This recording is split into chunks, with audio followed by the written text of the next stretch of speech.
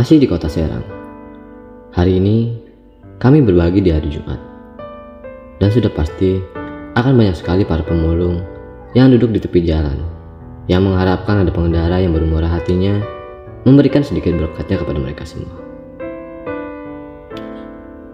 Tuhan telah berfirman dalam Yesaya 2 ayat 22. Jangan berharap pada manusia, sebab ia tidak lebih daripada hembusan napas. Dan sebagai apakah ia dapat dianggap? Bukankah Tuhan telah mengajarkan kita untuk tidak berharap pada manusia? Dan bukankah Tuhan telah mengajarkan kita untuk berusaha sekuat tenaga dan terus meminta kepadanya untuk bisa keluar dari zona yang tidak kita inginkan? Memang mereka semua berharap pada manusia untuk bisa menyambung kehidupan mereka semua. Dengan mereka yang hanya duduk di tepi jalan dan berharap pada orang yang memiliki hati kasih untuk memberi sedikit berkatnya kepada mereka. Faktor ekonomi adalah masalah utama yang dapat merubah seseorang melakukan hal yang tidak berkenan di hadapan Tuhan. Bukan hanya mereka, mungkin juga di antara kita pernah mengalami hal tersebut.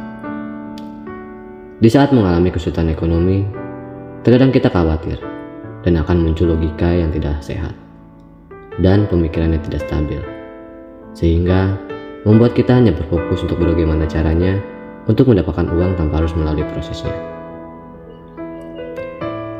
Dan ketika kita sedang berada di dalam kondisi tersebut, maka perlahan-lahan kita akan jauh dari Tuhan, atau bahkan sampai menyalahkan Tuhan atas kondisi yang kita alami.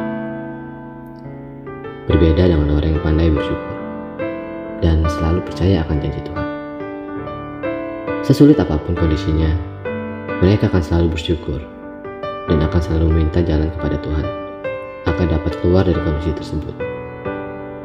Memang sangat mudah untuk mengucapkan kata-kata, jangan khawatir, jangan takut, dan jangan mengeluh. Itu semua adalah kata yang mudah untuk kita ucapkan, tetapi terkadang sulit untuk dilakukan. Sebab nyatanya, kita adalah manusia yang hidup di zaman yang semakin modern, dan semakin hari, semua harga kebutuhan pokok melonjak naik, dan tak sebanding dengan penghasilan kita sehari-hari. Dan kembali lagi, Tuhan telah memberikan kita hak kebebasan untuk memilih jalan hidup kita masing-masing. Apakah kita akan menjadi orang yang berharap pada manusia dan hidup tidak berkembang, atau hidup bersyukur dan selalu berpikir sehat agar bisa mengingat Tuhan dan meminta petunjuk jalan terbaik untuk masa depan kita kelak?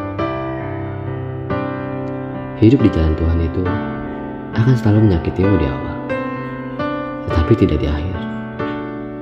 Dan hidup menurut kehendak kita sendiri atau ambisi kita sendiri, kita hanya akan mendapatkan kenikmatan dunia, atau bahkan tidak mendapatkan apa-apa. Kami tidak menghakimi orang-orang yang kami kasih. Kami hanya berbicara tentang kebenaran firman Tuhan, tentang orang yang hanya berharap pada manusia. Dan kiranya apa yang kami berikan dapat menjadi pengingat kepada mereka semua bahwa Tuhan akan selalu ada dan selalu mengasihi kita semua, walau terkadang kita tidak mengingat keberadaannya. Sebab kita punya pilihan, hidup di dalam Tuhan atau hidup tanpa mengandalkan Tuhan. Kiranya tayangan ini dapat menginspirasi kita semua untuk terus bisa berbuat baik terhadap sesama. Bukan seberapa besar yang dapat kita berikan, tetapi seberapa besar ketulusan hati kita untuk memberi kepada sesama.